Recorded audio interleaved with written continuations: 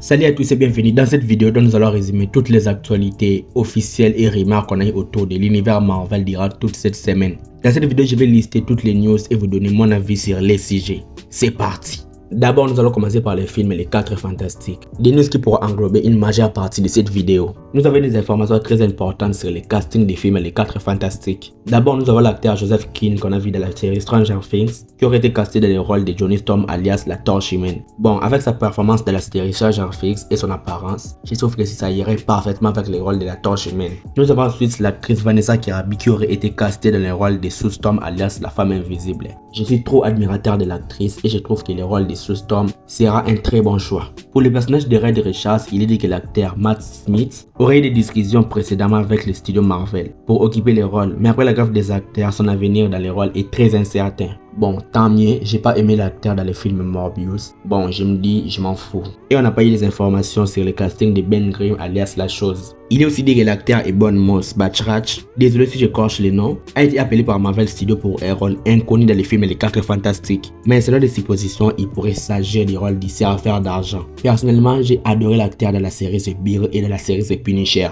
Et j'espère que je vais aussi l'adorer dans les films Les 4 Fantastiques du MCI. Quand on parle du serveur d'argent, on parle aussi du personnage de Galactus. Il est dit que le personnage de Galactus pourrait être les méchants principaux du film Les 4 Fantastiques et il pourrait être incarné par un acteur latino. Bon là, je suis un petit peu contre. La saga du multivers se base un petit peu sur les personnages de Kang le Conquérant et intégrer le personnage de Galactus sous le rôle de Kang le Conquérant serait un petit peu dommage vu qu'on peut consacrer un saga entier sur les personnages de Galactus vu qu'il est très important dans l'univers Marvel. Mettre les personnages de Galactus dans le film Les 4 Fantastiques du MCI pourrait signifier qu'il sera bas dans l'hiérarchie des méchants du MCI derrière Kang le Conquérant et je suis contre cette idée. Mais à part ça, on a aussi dit que les personnages de Dr. Fatalis feront aussi une apparition dans la scène post-générique du film Les 4 Fantastiques. Pour le Dr. Fatalis, je ne serai pas contre, vu que dans le MCI, on aura le film Avengers Secret Wars. Et dans les comics Secret Wars, le personnage de Dr. Fatalis a vraiment joué un rôle très important. On espère le voir aussi dans les MCI. Pour l'équipe des 4 Fantastiques, les règles pourront changer dès maintenant, puisqu'il est dit que le chef du groupe sera désormais Sue Storm alias la Femme Invisible, et ça ne sera plus Reed Richards, et l'histoire du film sera basée autour de Susan Storm alias la Torche Humaine. C'est un truc que personnellement je trouve très intéressant pourvu que le film l'exploite au mieux. Pour le film Deadpool 3, il est dit que le personnage de Wolverine aura son masque jaune dans le film, masque qui serait d'ailleurs inspiré de son masque des comics Marvel. Bon, Wolverine avec ou sans son masque, je m'en fous. Je veux juste que les personnages soient bien faits, bien traités dans les films. C'est tout ce que je demande. Et aussi que l'actrice Emma Corrin a confirmé bel et bien qu'elle sera une méchante dans le film Deadpool 3. Et jusqu'à présent, son personnage demeure un mystère. Bon, personnellement, je m'en fous de tous les news qu'on a sur les films Deadpool 3. Je veux juste que les films soient très cool, très bons à regarder, pas comme les films Spider-Man No Way Home qui fait juste du fan service. Pour la série Agatha Coven of Chaos, il est dit que le personnage d'Agatha Harkness sera bisexuel dans la série et aurait eu des relations potentielles avec les personnages incarnés par l'actrice Audrey Plaza. Que les personnages d'Agatha Harkness ou d'Audrey Plaza soient des bisexuels, je m'en fous. Je veux que la série soit bonne à regarder et c'est tout. Le personnage d'Audrey Plaza sera genre un personnage totalement nouveau dans la MCI. Il sera comme Gaia, un fusion de plusieurs personnages de comics pour former qu'un seul personnage, tout comme Sylvie de la série Loki aussi. Il est aussi dit que le personnage d'Audrey Plaza sera l'une des sorcières les plus puissantes que le MCI n'a jamais eu, voire même plus puissante que Agatha Harkness ou Wanda Maximoff et aussi Doctor Strange. Après nous avoir introduit un personnage de Gaia qui a les pouvoirs de tous les Avengers,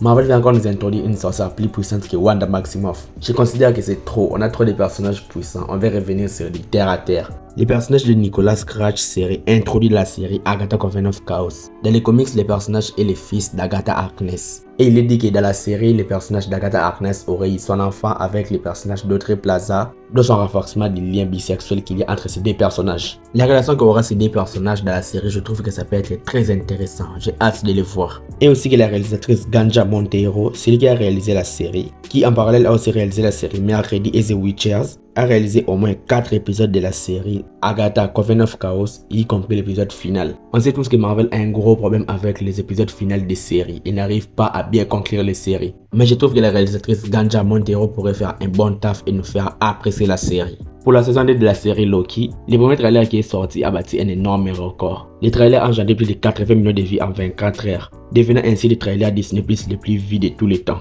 Avec les vues qu'il y a autour de la saison 2 de la série Loki, je trouve que l'attente était énorme et c'est une bonne chose. pourvu que Marvel ne nous déçoit pas. Et aussi qu'en dehors de la post-production et du marketing, juste la pré-production et le tournage de la série Loki a coûté plus de 140 millions de dollars à Marvel. C'est énorme, Marvel fait trop de dépenses et c'est pas une bonne chose. Pour la saison 2 de la série What If, Marvel envisage de sortir la saison 2 de la série What If en décembre 2023 ou en janvier 2024. Mais ils attendent la grève des scénaristes pour savoir quoi faire de ce projet. Je pense que tout comme la série Echo, Marvel veut sortir tous les épisodes de What If saison 2 au même moment pour se débarrasser de la série et passer rapidement à autre chose.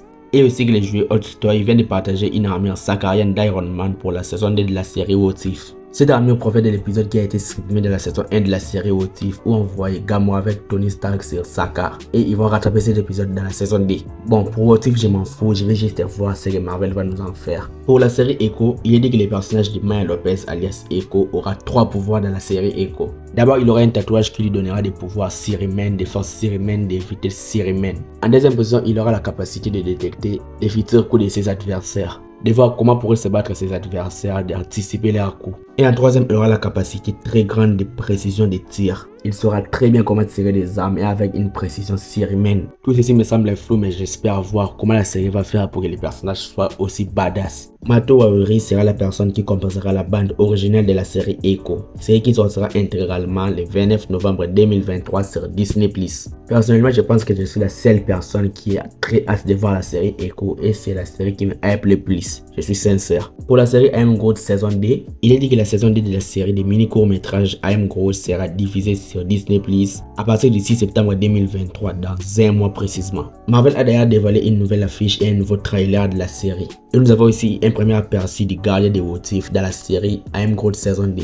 Bon, pour I Am Groot, je pense que Marvel dépense de l'argent inutilement puisque je ne vois même pas l'importance du projet. Et parlons un petit peu des news en vrac. L'actrice Ayo Edebiri aurait bel et bien rejoint le casting du film Thunderbolts et aura le rôle de Sanchberg dans le film, genre un personnage de la Société du Serpent. J'ai adoré l'actrice dans la série The Bear et j'espère l'adorer aussi dans le film Thunderbolts. Il est aussi dit que le film Spider-Man 4 pourrait compter 4 méchants: les Kaïd, Kraven, Mystère Négatif ou les Scorpions. Je pense que c'est inutile, un seul méchant devrait suffire. Il suffit juste que les méchants soient bons et c'est tout. Le procès de Jonathan Majors qui devait avoir lieu cette semaine a été repoussé au mois de septembre, ce qui devait poser un gros problème à la saison 2 de la série Loki, mais espérons quand même les positifs. Et je vais m'arrêter là, dites-moi juste ce que vous en pensez dans les commentaires, like la vidéo et abonne-toi à la chaîne pour être au rendez-vous de mes prochaines vidéos. Suis-moi sur Instagram, le lien est dans la description. C'était Jonathan Geek et je vous dis qu'on se retrouve trop vite pour une prochaine vidéo.